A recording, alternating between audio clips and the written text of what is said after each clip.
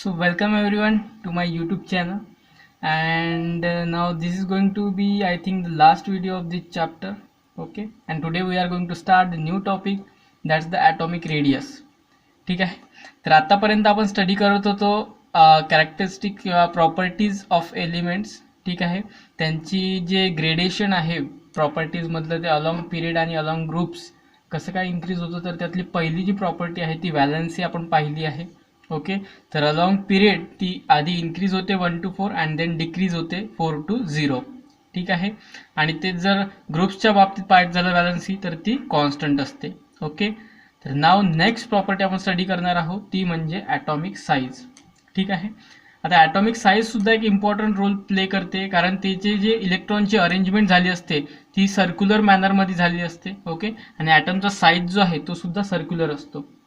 तर तुम्ही मागच्या वर्षी सुद्धा शिकला असाल की साईज जी आहे, ॲटॉमिक साईज जी आहे, is the fundamental property of matter. Okay, आणि त्यामुळेच आपण इथे जे नेक्स्ट कॅरेक्टरिस्टिक, इम्पॉर्टंट कॅरेक्टरिस्टिक किंवा प्रॉपर्टी आपण स्टडी करणार आहोत ती म्हणजे atomic size. Okay, atomic size is the fundament और size is the fundamental property of matter. कारण कुठलाही मॅटर ज्यापासून all the everything in the universe is made up of matter. So मॅटरची जी साईज आहे that actually matters. So size is an important factor. ठीक आहे, मग आता साईज जर ॲटम्सच्या बाबतीत बघितलं तर ॲटम कसे असतात, सर्क्युलर असतात. इथे सेंटरमध्ये न्यूक्लियस आणि त्याच्या भोवती असे वेगवेगळे शेल्स असतात. बरोबर. सो ॲटमची जी साईज असते ती सर्क्युलर असते. त्यामुळे आपल्याला जर याची सर्क्युलर ऑब्जेक्टची जर साईज सांगायची असेल तर आपण त्याला कशाने इंडिकेट करतो, तर रेडियसने. बरोबर, कारण इथून सेंटरपासून किती इथपर्यंत आहे distance, that is radius. Okay, आणि त्याच्यावरून सांगतो की त्याची साईज किती आहे. बरोबर, ठीक आहे ना. साईज म्हणजे टोटल त्याने एरिया किती काय कव्हर केला आहे. जर सर्कलच्या बाबतीत बोलायचं झालं तर पाय स्क्वेअरने आपण सर्कलचा जो आहे एरिया तो देतो. त्यामुळे पाय तर कॉन्स्टंट झाला, परंतु इथे काय मग रेडियस. तर रेडियस हा इम्पॉर्टंट फॅक्टर आहे. ओके, आणि त्यालाच ॲटॉमिक साईज जी आहे ती इंडिकेट केली जाते म्हणून ॲटॉमिक रेडियसने. ठीक आहे, म्हणजेच एखाद्या ॲटमची आपल्याला साईज सांगायची असेल तर आपण सांगू की त्याची रेडियस इतकी इतकी आहे. ठीक आहे, आता मग ॲटमच्या बाबतीत रेडियस म्हणजे काय. ठीक आहे, तर ॲटमच्या बाबतीत जर बोलायचं झालं रेडियस म्हणजे काय, तर distance from nucleus of an atom to its outer most shell.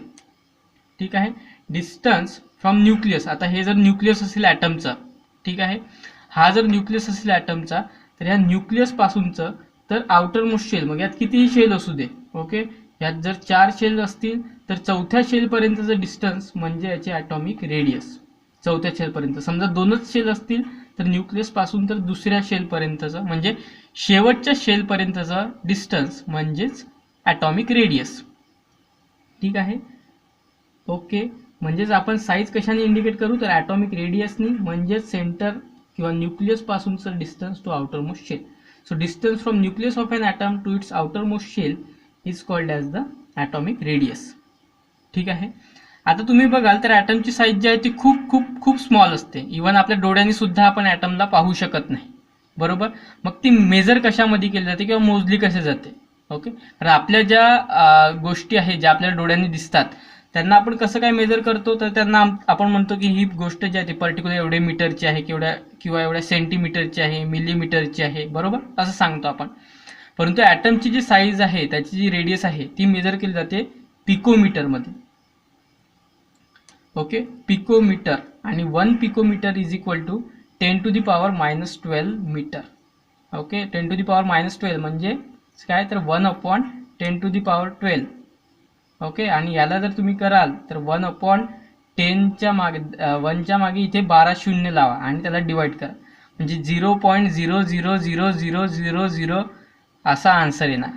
So एवढी लहान असते ती साईज, आणि म्हणून त्याला मेजर केलं जातं पिकोमीटरमध्ये, म्हणजेच 10 to the power -12 ही असते ॲटॉमिक साईजची जी आहे रेंज. अगेन त्याला काही ॲटमसाठी जी आहे ती रेंज नॅनोमीटरमध्ये सुद्धा मेजर केली जाते, ज्यांच्यासाठी ती खूप जी आहे मोठी असते त्यांच्यासाठी, म्हणजे ज्यांना जास्ती शेल्स असतात ज्या ॲटम्सना, तर त्यांच्यासाठी काही याच्यासाठी नॅनोमीटरसुद्धा वापरली जाते. ओके, त्याला 1 नॅनोमीटर NM, जसं सेंटीमीटरला आपण CM म्हणतो तसं nanometre NM, picometre PM. Okay, picometre म्हणजे पहिला शब्द सांगतो की काय आहे picometre, N for nanometre, C for centimetre. Okay, तर नॅनोमीटर म्हणजे 10⁹ आणि पिको म्हणजे 12. ठीक आहे, तर ह्या ज्या आहे ते तुम्हाला लक्षात ठेवायचं आहे. ठीक आहे, यात आपण त्याला मेजर करतो. ठीक आहे, ओके. तर आता याचं ग्रेडेशन आहे ते कसं होतं ते आपल्याला पाहायचं आहे अलॉंग दी पिरियड आणि अलॉंग दी ग्रुप. ठीक आहे, ठीक आहे. तर आता हे बघा, यात तुम्हाला काही एलिमेंट दिले आहे, जसं की ऑक्सिजन आहे, boron, carbon, nitrogen, beryllium, lithium. ठीक आहे, आणि यांच्या जर साईज बघाल तुम्ही तर 66, 88, 77, 74, 111, 152. म्हणजेच काय, तर जेव्हा तुम्ही पिरियॉडिक टेबलमध्ये बघाल, ओके, आता मी तुम्हाला पिरियॉडिक टेबलमध्ये घेऊन जातो. इथे lithium, beryllium, boron, carbon, okay, हे एलिमेंट्स आहेत. आणि यांच्या जर ॲटॉमिक रेडियस बघाल तुम्ही तर इथे लिथियम पासून जे आहे 152, तर इथून इकडे इकडे कमी होत आहे, म्हणजे ऑक्सिजनकडे जाताना कमी होत आहे. म्हणजे लिथियम पासून जेव्हा तुम्ही इकडे जाताय म्हणजे लेफ्ट टू राईट, तर ॲटॉमिक रेडियस जी आहे ती कमी होत आहे. आता का कमी होत आहे त्याचं कारण समजून घ्या. ओके, कारण जेव्हा तुम्ही लेफ्ट टू राईट जाणार ग्रुपमध्ये, ओके, लेफ्ट टू राईट जर जाणार तेव्हा काय होत आहे, तर ॲटॉमिक नंबर जो आहे तो इन्क्रीज होत आहे. बरोबर, आता ॲटॉमिक नंबर इन्क्रीज होत आहे याचाच अर्थ काय, तर नंबर ऑफ इलेक्ट्रॉन्स इन्क्रीज होत आहे आणि नंबर ऑफ प्रोटॉन्स इन्क्रीज होत आहे. बरोबर, आता नंबर ऑफ इलेक्ट्रॉन्स आणि प्रोटॉन्स इन्क्रीज होणार, तर ॲटममध्ये बघितलं तर सेंटरमध्ये प्रोटॉन्स असतात आणि इथे इलेक्ट्रॉन्स असतात असे. बरोबर, म्हणजेच काय होणार, तर जेवढे जास्त प्रोटॉन्स आणि जेवढे जास्त इलेक्ट्रॉन्स असणार तेवढ्या त्यांच्यामध्ये फोर्स ऑफ अट्रॅक्शन जास्त असणार. बरोबर, आणि जेवढे इलेक्ट्रॉन आणि प्रोटॉन वाढत जाणार तेवढा फोर्स वाढेल आणि ऑब्व्हियसली त्याची साईज जी आहे ती कमी होणार. कारण सेंटर जो आहे, जो प्रोटॉन आहे, तो आउटरमोस्ट शेलचे इलेक्ट्रॉन्स त्यांना स्वतःकडे ओढणार, कारण पॉझिटिव्ह आणि निगेटिव्ह चार्जमध्ये अट्रॅक्शन असतं. बरोबर, पॉझिटिव्ह आणि निगेटिव्ह चार्ज एकमेकांना अट्रॅक्ट करतो. ठीक आहे, त्यामुळे हे दोघं एकमेकांना अट्रॅक्ट करतील आणि त्यांची जी साईज आहे ती कमी होत जाणार आणि ॲटॉमिक नंबर जो आहे तो लेफ्ट टू राईट इन्क्रीज होत जातो.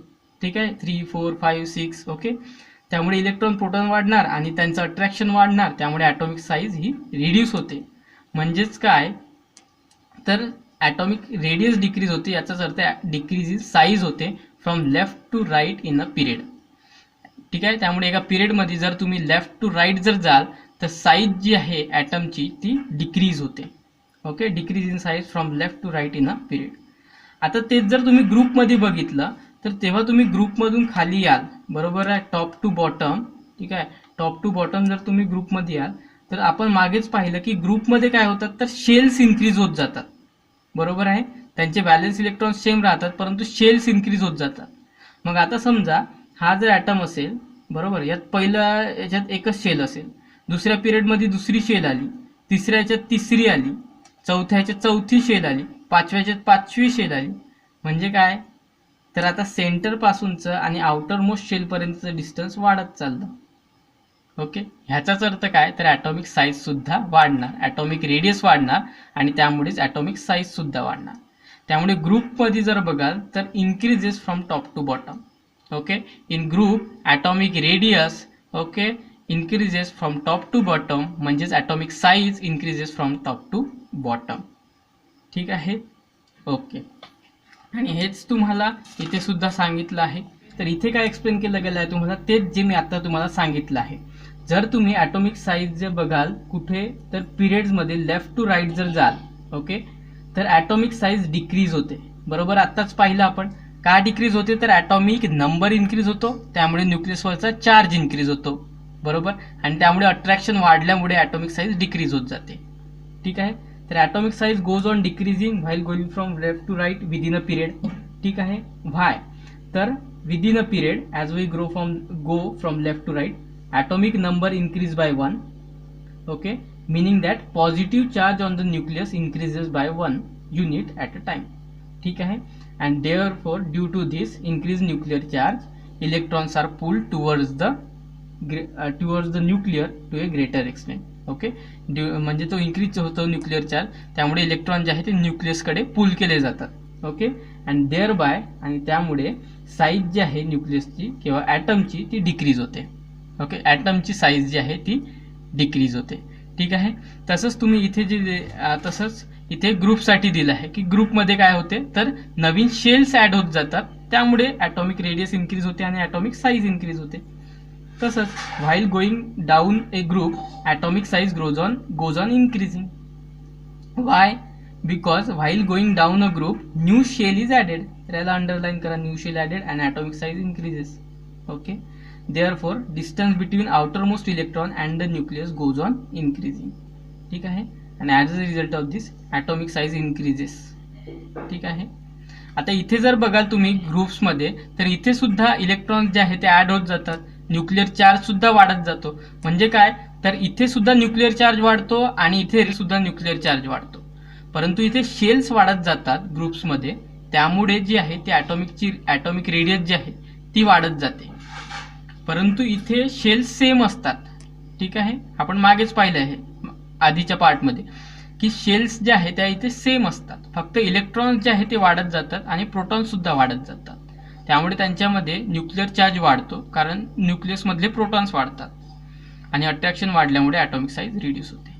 ओके, आता इथे क्वेश्चन्स दिले आहे बघा. तर यात काय म्हटलं आहे की तुम्हाला जे हे एलिमेंट्स दिले आहे तर यांची पोझिशन सांगायची आहे. ठीक आहे, आणि नंतर यांना हे बघा डिक्रीजिंग ऑर्डरमध्ये करायचं आहे अरेंज. तर इथे बघाल तर हे इन्क्रीजिंग ऑर्डरमध्ये दिले आहे, त्याला उलट करा, ते डिक्रीजिंग ऑर्डरमध्ये होतील. ठीक आहे. नंतर हीच अरेंजमेंट सेकंड पिरियडसाठी सुद्धा लागू होते का असं विचारलं आहे. तर यस, सेम सर्व पिरियडसाठी from left to right atomic radius decrease होत जाते. ठीक आहे.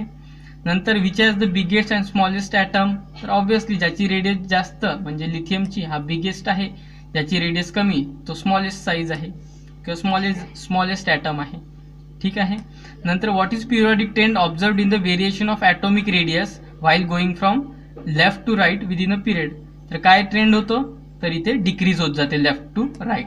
ठीक आहे. आणि हेच सेम क्वेश्चन इथे ग्रुपसाठी सुद्धा विचारले आहे, तर त्याचे आन्सर ग्रुप्सच्या याच्यात द्यायचे. ठीक आहे. ओके, सो आय होप की तुम्हाला हा टॉपिक चांगल्यापैकी समजला असेल. नाउ नेक्स्ट थर्ड प्रॉपर्टी आहे एलिमेंट्सची, ती म्हणजे metallic and non metallic character. Okay, आणि त्याचं ग्रेडेशन सुद्धा आपण पाहणार आहोत. ओके, तर फर्स्टली आपण डिस्कस करू की मेटॅलिक आणि नॉन मेटॅलिक कॅरेक्टर म्हणजे काय. ओके, आणि त्यानंतर त्याचं ग्रेडेशन कसं होतं ते बघू आपण. ठीक आहे. तर आता मेटल्स कशाला म्हणतो आपण, मेटल्स कुठल्या एलिमेंट्सना म्हणतो, तर जे हार्ड असतात म्हणजे जे हार्डनेस शो करतात किंवा जे लश्चर म्हणजे जे चकाकतात. ओके, आपण मेटल्सना जर घासलं तर तुम्ही पाहाल तर ते चकाकतात, त्यांना जर उन्हात ठेवलं किंवा सूर्यप्रकाशात तर ते चमकतात. ठीक आहे, त्याला लश्चर म्हणतात. तसेच ते टणक असतात, हार्डनेस. ओके, नंतर मॅलिएबिलिटी, तुम्ही जर मेटल्सना ठोकलं तर ते चपटे होतात, त्याला म्हणतात मॅलिएबिलिटी. ठीक आहे.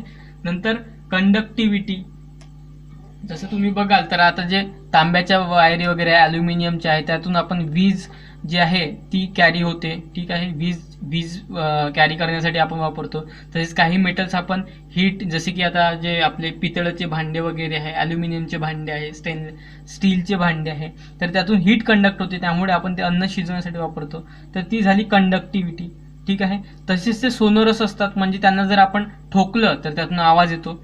ओके, तसेच ते डक्टाईल सुद्धा, डक्टिलिटी ही सुद्धा एक प्रॉपर्टी आहे. डक्टाईल म्हणजे आपण त्यांना थिन अशा वायर्समध्ये त्यांना पाडू शकतो.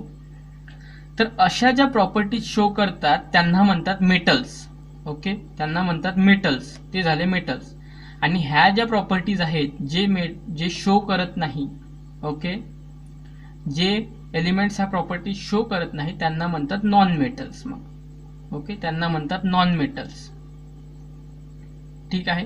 तर नॉन मेटलच्या प्रॉपर्टीज कुठल्या आहेत, तर अगदी याच्या उलट्या. ते हार्ड नसतात, ते लवकर ठिसूळ असतात, त्यांना चमक नसते. ठीक आहे. नंतर ते कंडक्टिव्ह नसतात, ते काही कॅरी करत नाही, हीट करा किंवा त्यांच्यातून इलेक्ट्रिसिटी पास करा, काही इफेक्ट होत नाही. ओके, अगेन त्यांना जर ठोकलं तुम्ही तर त्यातून साऊंड निघत नाही, म्हणजेच ते सोनरस नसतात. तर ह्या ज्या प्रॉपर्टीज जे शो करतात, जे एलिमेंट शो करतात ते असतात नॉन मेटॅलिक किंवा नॉन मेटल्स म्हणतो आपण त्यांना. आणि मग मेटलॉइड्स म्हणजे काय, तर यांच्या दोन्ही प्रॉपर्टीज शो करणारे म्हणजे मेटल्सच्या सुद्धा आणि नॉन मेटलच्या सुद्धा, तर त्यांना म्हणतात मेटलॉइड्स. ओके, ठीक आहे. ओके, तर आता आपण यांचं कॅरेक्टरिस्टिक पाहणार आहोत की ह्या जे आहे मेटल्स नॉन मेटल्स हे कशा प्रकारे डिस्ट्रीब्यूट झाले आहे त्या पिरियॉडिक टेबलमध्ये. ठीक आहे, हे आपण यात डिस्कस करणार आहोत. ठीक आहे. तर आता पिरियोडिक टेबलमध्ये जर तुम्ही बघाल तर इथे एक झिगझॅग अशी लाईन आपण काढलेली आहे. आपण इन द सेन्स ती क्लासिफिकेशन करणाऱ्यांनी काढली आहे. ओके, तर इथे जर बघाल ह्या लाईनमध्ये तर ह्याच्या ज्या लेफ्ट साईडला जे आहे ते सर्व मेटल्स आहेत. ओके, आणि राईट साईडला जे आहे ते सर्व नॉन मेटल्स आहेत, आणि ह्या बॉर्डरला जे लागून आहे ते सर्व मेटॅलॉइड्स आहेत. बरोबर. आता इथे तुम्हाला एक ऍक्टिव्हिटी दिली आहे, क्वेश्चन दिला आहे. Look at the elements of the third period and classify them into metal non metal. ठीक आहे, थर्ड पिरियडचे. आणि लेफ्ट साईडला कुठले आहेत मेटल्स आहे, मेटल्स कुठे आहे, लेफ्टला आहे, राईटला आहे, आणि नॉन मेटल्स कुठे आहे ते तुम्हाला सांगायचं आहे. तर आता थर्ड पिरियडमध्ये जर बघाल तुम्ही, ओके, हा आहे थर्ड पिरियड 1 2 3. ओके, आणि ही झिगझॅग लाईन आहे इथे. तर ह्या जो थर्ड पिरियड आहे याच्या लेफ्ट साईडला जे आहे ते मेटल्स आहेत, म्हणजे सोडियम, मॅग्नेशियम आणि ॲल्युमिनियम हे मेटल्स आहेत. ओके, आणि याच्या राईट साईडला जे आहे ते नॉन मेटल्स आहे, म्हणजे फॉस्फरस, सल्फर, क्लोरीन, आर्गॉन हे नॉन मेटल आहे. आणि याला लागून असलेला हा जो सिलिकॉन आहे हा मेटॅलॉइड आहे. ठीक आहे, म्हणजे लेफ्ट साईडला आहे मेटल्स, राईटला आहे नॉन मेटल्स, आणि बॉर्डरवर आहे मेटॅलॉइड सिलिकॉन. पण आपल्याला हे नेमकं कळलं कसं की हे जे आहे एलिमेंट्स त्याच्या लेफ्ट साईडचे सर्व मेटल्स आहेत, किंवा राईट साईडचे सर्व नॉन मेटल्स आहेत, लाईनवर येणारे मेटॅलॉइड्स आहेत. आणि नेमकं असंच कसं की पर्टिक्युलरली मेटल्स हे येणार, मेटल्स नॉन मेटल्स हे येणार, मेटॅलॉइड्स येणार.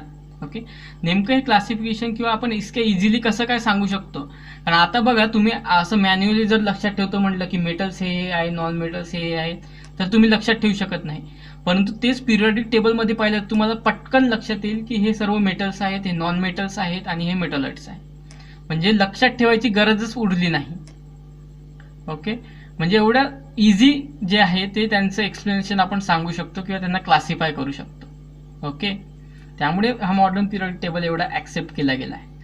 परंतु हे नेमका जे आहे क्लासिफिकेशन ते इतके इझी का बरं? कारण मेटल्स, नॉन मेटल्स इतके इझी आपण कसं काय हे करू शकतो त्यांना. ओके, तर ते आता आपण पाहूया.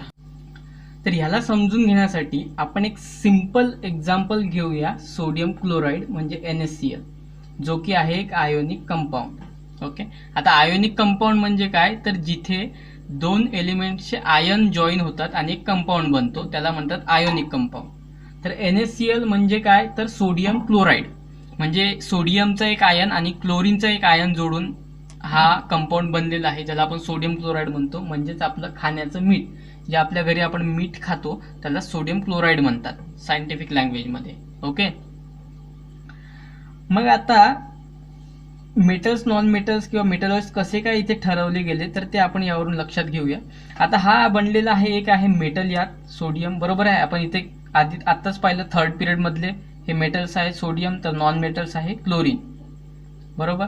मग हा जो आहे आयोनिक कंपाऊंड हा आहे NaCl, आणि इथे आहे एक सोडियम म्हणजेच मेटल आहे, आणि क्लोरीन आहे म्हणजेच काय, तर नॉन मेटल आहे, बरोबर. सोडियम जो आहे तो त्याच्या कटायन स्टेटमध्ये आहे. कटायन म्हणजे काय, तर एखाद्या एलिमेंटवर जर पॉझिटिव्ह चार्ज असेल, ओके, त्याच्यावर जर पॉझिटिव्ह चार्ज असेल, एक्स्ट्रा पॉझिटिव्ह चार्ज, ओके, कारण पॉझिटिव्ह चार्ज तर प्रत्येक ॲटमकडेच असतो, त्याच्या न्यूक्लियसकडे प्रोटॉन्स असतात म्हणून.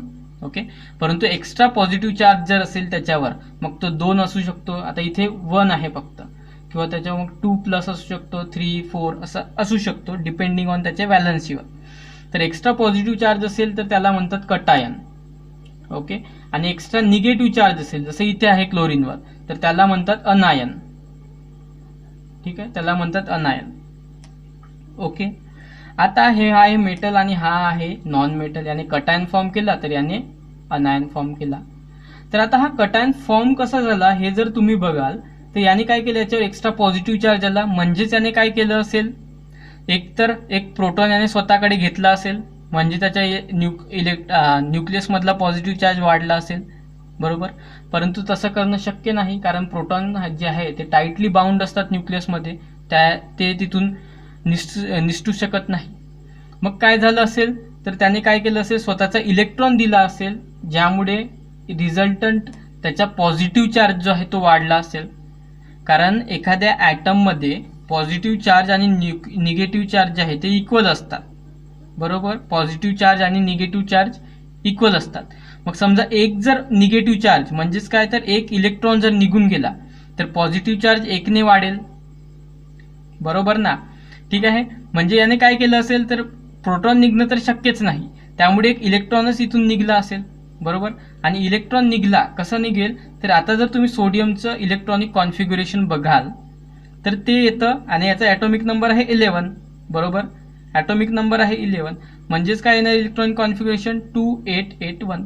पहिल्या शेलमध्ये 2, दुसऱ्या ह्याच्यात 8, तिसऱ्या ह्याच्यात 8 आणि शेवटच्या ह्याच्यात 1. म्हणजे याच्याकडे आहे व्हॅलेन्स इलेक्ट्रॉन्स 1 आहे आणि याची व्हॅलेन्सी सुद्धा 1 होणार. का बरं, तर याचं स्टेबल ऑक्टेट इथे कंप्लीट होणार जर याने एक इलेक्ट्रॉन लूज केला तर, बरोबर. त्यामुळे स्टेबल ऑक्टेट कंप्लीट करण्यासाठी हा काय करणार, तर स्वतःचा एक इलेक्ट्रॉन लूज करणार आणि त्यामुळेच त्याच्यावर एक पॉझिटिव्ह चार्ज येणार आणि तो Na+ कटायन फॉर्म करणार. ओके. म्हणजेच काय, तर एखाद्या एलिमेंटची tendency to form a cation by losing a electron त्याला म्हणतात इलेक्ट्रोपॉझिटिव्हिटी. ठीक आहे. ही गोष्ट किंवा ही डेफिनेशन सुद्धा तुम्हाला विचारली जाऊ शकते एक्झाममध्ये, ती सुद्धा इम्पॉर्टंट आहे. टेंडन्सी ऑफ एन एलिमेंट किंवा ॲटम सुद्धा म्हणू शकता तुम्ही, टू फॉर्म ए कटायन. ठीक आहे. याला म्हणतात कटायन. पॉझिटिव्ह चार्ज असेल तर एक्स्ट्रा पॉझिटिव्ह चार्ज त्याला म्हणतात कटायन, बरोबर. तर tendency to form a cation by losing a electron. ठीक आहे. आणि इलेक्ट्रॉन आपला दिला म्हणजेच लूज केला. ठीक आहे. बाय लुझिंग अ इलेक्ट्रॉन त्याला म्हणतात इलेक्ट्रोपॉझिटिव्हिटी. सिंपल एवढं लक्षात ठेवा, पॉझिटिव्ह चार्ज येत आहे म्हणजे पॉझिटिव्हिटी, आणि कशामुळे येत आहे, तर इलेक्ट्रॉन लूज केल्यामुळे, त्यामुळे इलेक्ट्रो. ओके. पॉझिटिव्हिटी. ठीक आहे. म्हणजे इलेक्ट्रोपॉझिटिव्हिटी. आता तसंच क्लोरीनच्या बाबतीत सुद्धा, मग याचं जर इलेक्ट्रॉनिक कॉन्फिग्युरेशन बघाल तर याचा ॲटॉमिक नंबर आहे 17 म्हणजे 17. याचं जर इलेक्ट्रॉनिक कॉन्फिग्युरेशन लिहिलं तर ते येतं 287. आता ऑब्व्हियसली याला सुद्धा वाटतं की माझी सुद्धा ऑक्टेट कंप्लीट असावी, पण याच्याकडे कशी होणार, इथे 8 कंप्लीट कशी होणार, जर याने एक इलेक्ट्रॉन घेतला तर, बरोबर. मग हा काय करेल, तर हा जो सोडियमने लूज केलेला इलेक्ट्रॉन आहे तो हा घेऊन घेणार आणि याच्याकडे सुद्धा 8 इलेक्ट्रॉन होणार आउटर मोस्ट मध्ये, त्यामुळे हा सुद्धा कंप्लीट आणि हा सुद्धा कंप्लीट होणार आणि ते कंपाऊंड फॉर्म करतात. परंतु याने जेव्हा इलेक्ट्रॉन घेतलं स्वतःकडे, तेव्हा याच्याकडे सुद्धा पॉझिटिव्ह आणि निगेटिव्ह चार्ज जे आहे ते आधी इक्वल होते, परंतु एक इलेक्ट्रॉन घेतल्यामुळे हा निगेटिव्ह चार्ज वाढला याच्याकडे एकनी आणि म्हणून याच्यावर निगेटिव्ह चार्ज आला आणि याने अनायन फॉर्म केला. ठीक आहे. तर tendency to form anion by accepting one electron त्याला म्हणतात इलेक्ट्रोनिगेटिव्हिटी. म्हणजे सिम्पली याच्यावर निगेटिव्ह चार्ज आला त्यामुळे निगेटिव्हिटी, कशामुळे, तर इलेक्ट्रॉन घेतल्यामुळे, म्हणून इलेक्ट्रोनिगेटिव्हिटी. याला म्हणतात इलेक्ट्रोनिगेटिव्हिटी आणि हे आहे इलेक्ट्रोपॉझिटिव्हिटी. ठीक आहे. हा कन्सेप्ट तुम्हाला क्लिअर झाला असेल. ओके. मग आता पण हे इलेक्ट्रोनिगेटिव्हिटी का शो करतात, व्हाय, क्वेश्चन मार्क. ओके. हे इलेक्ट्रोनिगेटिव्हिटी किंवा हे इलेक्ट्रोपॉझिटिव्हिटी मेटल्स, आता पर्टिक्युलरली हे जे आहे सोडियम हा मेटल आहे, त्यामुळे मेटल्स असे आपण म्हणू शकतो जनरली की मेटल जे आहे ते इलेक्ट्रोपॉझिटिव्हिटी शो करतात. हा सुद्धा क्वेश्चन येऊ शकतो. इलेक्ट्रोपॉझिटिव्हिटी कोण शो करतात, तर मेटल्स, आणि इलेक्ट्रोनिगेटिव्हिटी कोण शो करतात, तर नॉन मेटल्स, कारण क्लोरीन हा नॉन मेटल आहे आणि सर्वच नॉन मेटल्स इलेक्ट्रोनिगेटिव्हिटी शो करतात. तर मेटल्स जे आहे ते इलेक्ट्रोपॉझिटिव्हिटी शो करतात. ओके. मग आता हे का शो करतात, असं का बरं. ठीक आहे. आणि आता आपण पाहिलंय की मेटल जे आहे ते आहे लेफ्ट साईडला आणि जे नॉन मेटल्स आहे ते आहे राईट साईडला. ओके. आणि याच्या आधी तुम्ही हे सुद्धा बघितलंय की जेव्हा तुम्ही पिरियड्समध्ये जाल लेफ्ट टू राईट, ओके, हा लेफ्ट आहे आणि इकडून तुम्ही पिरियडमध्ये राईटला जर जाल, बरोबर, राईटला जर जाल तर तुम्हाला असं लक्षात येईल की जिथे जे याची व्हॅलन्सी आहे, कारण हे कशावर डिपेंड आहे, इलेक्ट्रोपॉझिटिव्हिटी किंवा इलेक्ट्रोनिगेटिव्हिटी, तर व्हॅलन्स इलेक्ट्रॉनवर, म्हणजेच त्याच्या व्हॅलन्सीवर की तो त्याला किती इलेक्ट्रॉनची गरज आहे किंवा किती इलेक्ट्रॉन त्याने लूज केल्यास त्याचा ऑक्टेट स्टेबल होणार, बरोबर. त्यामुळे इथे जर तुम्ही बघाल तर इथे व्हॅलन्सी काय होते, तर आधी जी आहे ती 1 2 3 4 अशी इन्क्रीज होत जाते आणि नंतर 3 2 1 0 अशी डिक्रीज होत जाते. हे आपण आधीच्या याच्यात पाहिलं आहे. जर तुम्हाला हे माहिती नसेल तर तुम्ही माझा आधीचा पार्ट बघा आणि नंतर इथे या. ओके, तर तुम्हाला हे चांगलं समजेल आणखी, कारण व्हॅलन्सी मी आधीच्या पार्टमध्ये एक्सप्लेन केली आहे. ओके, मग इथे व्हॅलन्सी जे आहे ते 1 2 3 4 अशी इन्क्रीज होते आणि इथे जी आहे ते डिक्रीज होते. आता व्हॅलन्सी काय आहे तर tendency to gain or lose electron. म्हणजेच काय तर आता लेफ्ट साइडला जे आहे ते आहे मेटल्स. ओके, मग माझ्याकडे हे मेटल्स आहेत. ओके, आणि इकडे आहेत राईट साइडला ते आहे माझ्याकडे नॉन मेटल्स. बरोबर. ओके, तर आता मेटल्स कडे जर बघाल तुम्ही तर यांच्याकडे हे एक्स्ट्रा इलेक्ट्रॉन्स आहेत 1 2 3 4. बरोबर, म्हणजेच यांच्याकडे हे एक्स्ट्रा जे आहे ते त्यांच्या शेलमध्ये आहे 1 2 3 4. तर हे काय करतात, यांच्याकडे सुद्धा आता पॉझिटिव्ह चार्ज सुद्धा आहे, निगेटिव्ह चार्ज सुद्धा इक्वली आहे. बरोबर, तर हे काय करतात, यांच्याकडले जे इलेक्ट्रॉन्स आहेत ते कमी असल्यामुळे ओके यांच्यामधला जो न्यूक्लिअर चार्ज आहे तो सुद्धा कमी असतो, कारण यांचा ॲटॉमिक नंबर जो आहे तो कमी असतो. ओके, ह्यांचा ॲटॉमिक नंबर कमी असतो आणि त्यामुळे यांचा जो न्यूक्लियस चार्ज, ॲटॉमिक नंबर म्हणजे आता काय पॉझिटिव्ह चार्ज झाला त्यांच्या न्यूक्लियसवरचा. बरोबर, आणि ॲटॉमिक नंबर जो आहे तो कमी असल्यामुळे न्यूक्लिअर चार्ज कमी असतो, त्यामुळे अट्रॅक्शन कमी असतं आणि त्यामुळेच हे इलेक्ट्रॉन इझिली लूज करतात शेवटी बाउंड असलेले. ठीक आहे, का बरं हे लेफ्ट साईडचे, कारण यांच्यामध्ये ॲटॉमिक नंबर यांचा कमी असतो आणि इकडे तो वाढत जातो राईट साईडला. बरोबर, मग इथे ॲटॉमिक नंबर कमी असल्यामुळे बरोबर ॲटॉमिक चार्ज कमी असणार. ओके, ॲटॉमिक नंबर कमी असल्यामुळे ॲटॉमिक चार्ज यांचा कमी असणार. ओके, आणि ॲटॉमिक चार्ज कमी असल्यामुळे ॲटमचा जो न्यूक्लियस आहे तो त्याचे जे इलेक्ट्रॉन्स त्याला बाउंड आहे, म्हणजेच कुठले तर हे व्हॅलेन्स इलेक्ट्रॉन्स. ओके, त्याच्या आउटरमोस्ट ऑर्बिटमध्ये आहे, शेलमध्ये आहे, तर तो त्यांना कमी अट्रॅक्ट करेल स्वतःकडे. आता कमी अट्रॅक्ट केल्यामुळे काय होणार, ते इझिली स्वतःला दुसऱ्याकडे घेऊन जाणार. म्हणजे दुसरा ॲटम जर त्यांच्या कॉन्टॅक्टमध्ये आला जो त्यांना स्वतःकडे जास्त ओढत आहे, तर ते इझिली चालले जाणार, कारण त्यांच्यावर इकडनं फोर्स कमी आहे किंवा अट्रॅक्शन जे आहे न्यूक्लियसकडचं ते कमी आहे. बरोबर, तर तेच सेम केस जर तुम्ही इथे नॉन मेटल्सच्या बाबतीत बघाल तर इकडे आता ॲटॉमिक नंबर वाढतोय, म्हणजे काय तर पॉझिटिव्ह चार्ज जो आहे तो वाढतोय. ओके, पॉझिटिव्ह चार्ज इकडे वाढतोय. आता पॉझिटिव्ह चार्ज वाढतोय म्हणजे काय होतंय तर इथे जो न्यूक्लिअर चार्ज आहे किंवा जो ॲटॉमिक चार्ज आहे ज्याला आपण म्हणतो, किंवा न्यूक्लिअर चार्ज सुद्धा म्हणतात त्याला, तर तो न्यूक्लिअर चार्ज वाढणार. ओके, आणि न्यूक्लिअर चार्ज वाढल्यामुळे अट्रॅक्शन वाढणार. ओके, अट्रॅक्शन कशाचं, न्यूक्लियसचं. मग हा न्यूक्लियस काय करणार तर हे जे इलेक्ट्रॉन्स आहे राईट साईडला असणारे त्यांना स्वतःकडे खिचणार तो, किंवा जास्त अट्रॅक्शन त्यांच्यावर करणार. म्हणजे काय होणार तर हे स्वतःला इझिली ते लूज होऊ शकत नाही किंवा सोडून जाऊ शकत नाही ॲटमला. मग याचे अट्रॅक्शन जास्त असल्यामुळे काय तर दुसरा समजा एखादा ॲटम त्याच्या कॉन्टॅक्टमध्ये आला, जवळ आला, तर तो त्याचे इलेक्ट्रॉन स्वतःकडे खिचणार. का बरं तर याचा न्यूक्लिअर अट्रॅक्शन जास्त आहे, न्यूक्लिअर चार्ज जास्त आहे. मग आता तुम्हाला क्लिअर होत असेल बघा की मेटल जे आहे त्यांचा न्यूक्लिअर चार्ज जो आहे तो कमी आहे आणि म्हणूनच ते त्यांचा शेवटचा इलेक्ट्रॉन इझिली लूज करतात आणि पॉझिटिव्ह चार्ज जो आहे स्वतःकडे घेतात. इलेक्ट्रॉन लूज केल्यामुळे त्यांच्यावर रिझल्टंट पॉझिटिव्ह चार्ज येतो. तर तेच नॉन मेटल जर असतील, ओके, नॉन मेटल जर असतील तर ते काय करतील, त्यांच्याकडे पॉझिटिव्ह चार्ज न्यूक्लिअर अट्रॅक्शन जास्त असल्यामुळे, न्यूक्लिअर चार्ज जास्त असल्यामुळे ते इलेक्ट्रॉनला स्वतःकडे जास्त ओढून ठेवतात. ओके, आणि दुसरे इलेक्ट्रॉन जरी आले त्यांच्या कॉन्टॅक्टमध्ये तर त्यांना सुद्धा स्वतःकडे अट्रॅक्ट करतात आणि म्हणून ते स्वतःवर निगेटिव्ह चार्ज घेतात आणि अनायन फॉर्म करतात. तर ही इलेक्ट्रो निगेटिव्हिटी आणि ही इलेक्ट्रो पॉझिटिव्हिटी. ठीक आहे, तर इथे आता खूप असा कचरा झाला आहे. तर मी तुम्हाला जसं जसं एक्सप्लेन केलं आहे तसं तसंच तुम्ही तुमच्या नोटबुकमध्ये सिरियली नोट डाऊन करा, म्हणजे तुम्हाला हा टॉपिक एकदम परफेक्ट होणार आहे. ओके, तर आता तुम्हाला समजलंय की मेटल नॉन मेटल्स काय आहे.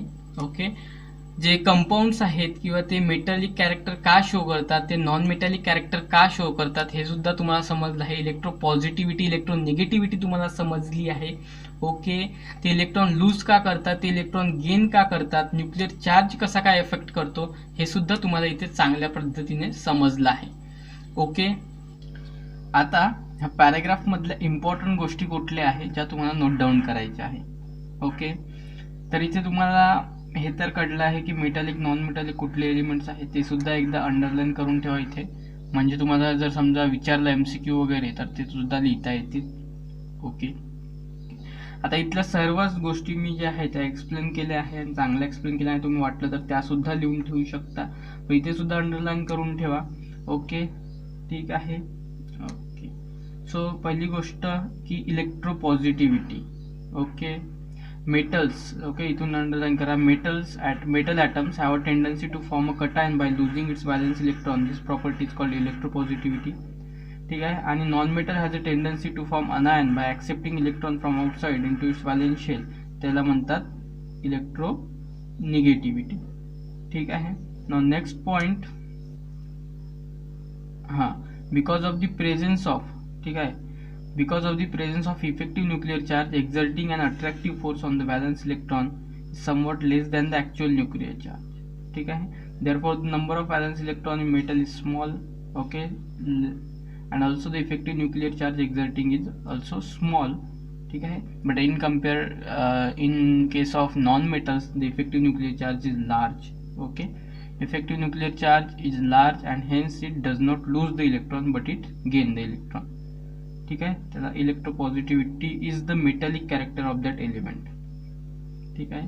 ह्याच गोष्टी आहे. आता इथे बॉक्स सुद्धा हा दिला आहे आणि इथे बघाल तर इथे तुम्हाला क्लिअरली एक्सप्लेन केलं गेलं आहे की कुठल्या गोष्टी पिरियडमध्ये लेफ्ट टू राईट इन्क्रीज होतात. तर ॲटॉमिक रेडियस डिक्रीज होते, नंतर इन्क्रीज होते electronegativity and non metallic character. बरोबर, तुम्ही हे केअरफुली बघा तर लक्षात येईल. ओके, इलेक्ट्रोनिगेटिव्हिटी म्हणजेच काय, तर इलेक्ट्रॉन निगेटिव्ह चार्ज स्वतःवर फॉर्म करणे, म्हणजेच काय तर कटायन फॉर्म करणे. ओके, जसं की क्लोरीनने केलं होतं. त्याने काय बरं केलं होतं, तर त्याने एक इलेक्ट्रॉन गेन केला. तर बरोबर आहे, इकडे ते गेन करत जातात कारण इकडे ॲटॉमिक नंबर वाढत जातो, त्यामुळे पॉझिटिव्ह चार्ज वाढत जातो न्यूक्लियसवरचा, त्यामुळे अट्रॅक्शन वाढत जातं. ओके, तसं डिक्रीजिंग इलेक्ट्रोपॉझिटिव्हिटी याच्या अपोजिट अँड मेटॅलिक कॅरेक्टर. तसं इथे सुद्धा दिले आहे. मग इकडे कुठल्या होतात ग्रुपमध्ये, down the group from top to bottom. तर त्याच्या अपोजिट ज्या ह्या गोष्टी होत्या त्याच्या अपोजिट इथे होणार. ओके, ठीक आहे. आता ग्रुप आणि पिरियडमध्ये जे मेटॅलिक कॅरेक्टर आहे ते कसं काय व्हॅरी होतं ते बघा. तर आता जेव्हा आपण ग्रुपमध्ये बघू तर ग्रुपमध्ये जेव्हा टॉप टू बॉटम येऊ आपण, ओके, वरून खाली येऊ ग्रुपमध्ये, टॉप टू बॉटम जेव्हा येऊ ग्रुपमध्ये तेव्हा तुम्ही बघितलं असेल की न्यू शेल्स आर ॲडेड. बरोबर आहे, नवीन शेल्स ॲड होतात. मग नवीन शेल्स ॲड झाल्यामुळे, ओके, जसजसे पिरियड्स वाढत जातील खाली आल्यावर ग्रुपमध्ये नवीन शेल्स ॲड होतात, त्यामुळे ॲटॉमिक रेडियस वाढते. ऑब्व्हियसली ॲटॉमिक रेडियस वाढते. तर ॲटॉमिक रेडियस वाढल्यामुळे काय होणार, तरी अट्रॅक्शन कमी कमी होत जाणार शेवटच्या इलेक्ट्रॉनसोबतचं. ठीक आहे. मग अट्रॅक्शन कमी झाल्यामुळे ऑब्व्हियसली तो इझिली इलेक्ट्रॉन लूज करू शकते. बरोबर, अट्रॅक्शन कमी झाल्यामुळे इझिली इलेक्ट्रॉन लूज होणार. मग इलेक्ट्रॉन समजा लूज केला तर काय होणार, याच्यावर पॉझिटिव्ह चार्ज येणार. ओके, आणि पॉझिटिव्ह चार्ज कोण फॉर्म करतात, तर मेटल्स फॉर्म करतात आणि त्याला म्हणतात, मग समजा कुठला एक्स एलिमेंट आहे तर त्याच्यावर पॉझिटिव्ह चार्ज येणार. दोन इलेक्ट्रॉन जर लूज केले असतील तर 2+ येणार. बरोबर, म्हणजेच काय तर मेटल्स असतात जे कटायन फॉर्म करत असतात. ओके, मेटल्स लूज करत असतात इलेक्ट्रॉन्स. ओके, मेटल्स ह्याच्यावरून, कारण ह्या ज्या एलिमेंटच्या प्रॉपर्टीज आहेत त्या मेटल्स सारख्या होत्या म्हणून त्यांना मेटल्स म्हटलं झालं. आणि असं लक्षात आलं की ते कटायन फॉर्म करतात. ओके, आणि म्हणून मेटल्स हे कटायन फॉर्म करतात. ओके, आता मेटल कटायन फॉर्म करतात म्हणजेच काय, तर जसजसं तुम्ही खाली खाली याल ॲटॉमिक रेडियस वाढत जाणार आणि टेंडन्सी जी आहे ती लूज करण्याची, कारण इलेक्ट्रॉनचं जे अट्रॅक्शन आहे ते डिक्रीज होत जाणार जसं खाली खाली येऊ आपण तसं. त्यामुळे मेटलची जी आहे ते मेटॅलिक कॅरेक्टर इन्क्रीज होणार डाऊन द ग्रुप. ठीक आहे, metallic character will increase down the group. तसंच पिरियडमध्ये जर बघाल तुम्ही लेफ्ट टू राईट जर जाल, ओके, तर ॲटॉमिक नंबर इन्क्रीज होतो. बरोबर आहे, शेल्स तेवढ्याच राहतं परंतु ॲटॉमिक नंबर इन्क्रीज होतो. त्यामुळे आणि इफेक्टिव्ह जो आहे त्यामुळे पॉझिटिव्ह चार्ज वाढतो न्यूक्लियसवरचा, त्यामुळे अट्रॅक्शन जे आहे ते वाढतं. तर अट्रॅक्शन वाढल्यामुळे ऑब्व्हियसली रेडियस जे आहे आणि इफेक्टिव्हली नंतर साईज कमी होत जाणार. साईज कमी झाल्यामुळे अट्रॅक्शन वाढणार आणि ते इलेक्ट्रॉन ॲक्सेप्ट करणार स्वतःकडे. ॲक्सेप्ट करणार म्हणजेच काय मग, तर अनायन फॉर्म करणार. आणि अनायन कोण फॉर्म करतात, तर नॉन मेटल्स. आणि त्यामुळेच काय, तर इथे मेटॅलिक कॅरेक्टर डिक्रीज होणार किंवा त्यालाच म्हणू शकतो आपण नॉन मेटॅलिक कॅरेक्टर वाढणार. ओके, तुम्ही कसंही सांगू शकता विचारलं काय क्वेश्चन त्यावर डिपेंड आहे की मेटॅलिक कॅरेक्टर इन्क्रीज होणार डाऊन द ग्रुप, तसंच मेटॅलिक कॅरेक्टर मग डिक्रीज होणार from left to right in period, किंवा नॉन मेटॅलिक कॅरेक्टर इन्क्रीज होणार from left to right in a period. Okay, ठीक आहे. तर इथल्या इम्पॉर्टंट गोष्टी कुठल्या आहे ज्या तुम्हाला अंडरलाईन करायच्या आहे, तर while going down the group new shells are added. बरोबर, न्यू शेल्स आर ॲडेड, याला अंडरलाईन करा. And this results in lowering the effective nuclear charge and thereby lowering the attractive force. Okay okay, and as a result tendency of an atom to lose electron increases. Okay, and therefore resulting cation has a special stability. Okay, and tendency of atom to lose electrons that increases further. Okay, and this is the metallic character of an atom, that is tendency to lose electron. ठीक आहे. तसंच ग्रुपसाठी पिरियडसाठी सुद्धा left to right इथे दिलं आहे. Shell remains same, however positive charge increases. Okay, and therefore effective nuclear charge also increases. बरोबर, as a result of which tendency to lose electron decreases. Therefore non-metallic character increases or metallic character decreases from left to right. ठीक आहे. आता इथे बघा, इथली एक गोष्ट important करा की two factors namely increasing nuclear charge आणि डिक्रीजिंग ॲटॉमिक रेडियस. तर ह्या दोन गोष्टी increasing nuclear charge and decreasing atomic radius as we go from left to right within a period. ठीक आहे, याला तुम्ही अंडरलाईन करून ठेवा. ओके, आणि यालाच म्हणतात electronegativity. Okay, valence electrons they are held with greater attractive force, त्याला इलेक्ट्रोनिगेटिव्हिटी म्हणतात. आणि इलेक्ट्रोनिगेटिव्हिटी सुद्धा मग काय होणार, तर इन्क्रीज होणार left to right in a period. Okay, आणि त्याच्यामुळे नॉन मेटॅलिक कॅरेक्टर सुद्धा इन्क्रीज होणार. ठीक आहे. आता इथे क्वेश्चन्स विचारले आहे, what is the cause of non metallic character of element. तर काय आहे, तर इलेक्ट्रोनिगेटिव्हिटी आहे. Okay, what is the expected trend in the variation of non metallic character. Okay, from left to right. तर नॉन मेटॅलिक कॅरेक्टर जे आहे ते increase होतं from left to right. Okay, what would be the expected trend in the variation of non metallic character down the group. तर non metallic character down the group okay हे decrease होत असतं. ठीक आहे, का बरं, तर रिझन मी तुम्हाला सांगितले आहे. आणि इथे सुद्धा त्याच गोष्टी दिल्या आहेत ज्या आपण आधी पाहिल्या आहे आणि इथे या बॉक्समध्ये इथे एक्सप्लेन केले गेले आहे त्याच. ओके, इथे दिले आहे, तर तुम्ही जस्ट रीड करून घ्या. नंतर आहे ग्रेडेशन इन हॅलोजन फॅमिली. तर आता हॅलोजन फॅमिली म्हणजे कुठली, तर ग्रुप 17 वाली. Okay, chlorine, fluorine, bromine, iodine ही झाली हॅलोजन फॅमिली. ओके, तर याच्यात सुद्धा ग्रेडेशन असं पाहायला मिळते. काय, तर याचा जनरल जो फॉर्म्युला आहे तो X2 आहे आणि इथले सर्व एलिमेंट तसेच एक्झिस्ट करतात. जसे chlorine F2, fluorine F2, chlorine Cl2, bromine Br2, iodine I2. ठीक आहे, तर असं रेग्युलर एक ग्रेडेशन पाहायला मिळतं. आणखी काय, तर इथे जे पहिले एलिमेंट आहे दोन F2 आणि Cl2, फ्लोरीन क्लोरीन, ते गॅसेस आहे, ब्रोमीन लिक्विड आहे आणि आयोडीन सॉलिड आहे. तर एक रेग्युलर असं ग्रेडेशन पाहायला मिळतं आणि हे तुम्हाला जस्ट लक्षात ठेवायचं आहे. एवढाच पार्ट हा इथे दिलेला आहे. ओके, आणि ह्याच गोष्टी दिलेल्या आहे, तुम्ही जस्ट रीड कराल तरी तुम्हाला एवढं समजून जाईल इथे. ओके, बाकी ही माहिती तुम्हाला ॲक्सेस करायची आहे इंटरनेटवरून. ठीक आहे, आणखी इथे दिलं आहे डू यू नो, तुम्हाला माहिती आहे का. ओके, तर ही सुद्धा काही इम्पॉर्टंट नाही परीक्षेच्या दृष्टीने, परंतु माहीत असू द्या. ठीक आहे, तर इथे काय दिलं आहे की एक रिॲक्शन दिली आहे सेकंड ग्रुप एलिमेंटची, म्हणजे जे अल्कलाइन अर्थ मेटल्स आहेत. बरोबर, सेकंड ग्रुपचे दुसरा ग्रुप. ओके, ज्यात आहे beryllium, magnesium, okay, calcium, strontium, barium. तर इथे काय, तर यांची रिॲक्शन होत आहे वॉटर सोबत. H2 म्हणजे वॉटर. ओके, तर आता काय होतं की जसजसं ह्या याच्यात ग्रेडेशन शो करतात यांच्या रिॲक्शनमध्ये, म्हणजेच केमिकल प्रॉपर्टीमध्ये. तर जसजसं खाली खाली आपण जात जातो ग्रुपमध्ये टॉप टू बॉटम, त्यांची रिॲक्शन जी आहे किंवा रिॲक्टिव्हिटी जी आहे, केमिकल रिॲक्टिव्हिटी, ती इन्क्रीज होत जाते. ओके, इन्क्रीज होत जाते आणि त्यामुळेच जो बेरिलियम आहे तो वॉटरसोबत बघा रिॲक्टच होत नाही. ओके, परंतु मॅग्नेशियम जे आहे हा यांचा ऑर्डर आहे. बेरिलियम नंतर मॅग्नेशियम येतो, नंतर कॅल्शियम, स्ट्रॉन्शियम, बेरियम. तिथे बघा तुम्ही पिरियोडिक टेबलमध्ये, तर तिथे बेरिलियम रिॲक्टच होत नाही, तर मॅग्नेशियम जो आहे तो स्टीम सोबत, म्हणजे जर गरम पाणी असेल ओके तरच रिॲक्ट होतो. तर कॅल्शियम बघाल, स्ट्रॉन्शियम, बॅरियम हे वॉटरसोबत जे आहे ते रूम टेम्परेचरवर, म्हणजे आपलं साधं टेम्परेचर असेल वॉटरचं तरी ते सुद्धा रिॲक्ट होतात. म्हणजे हळूहळू तिथून इन्क्रीज होत आहे त्यांची रिॲक्टिव्हिटी वॉटरसोबत.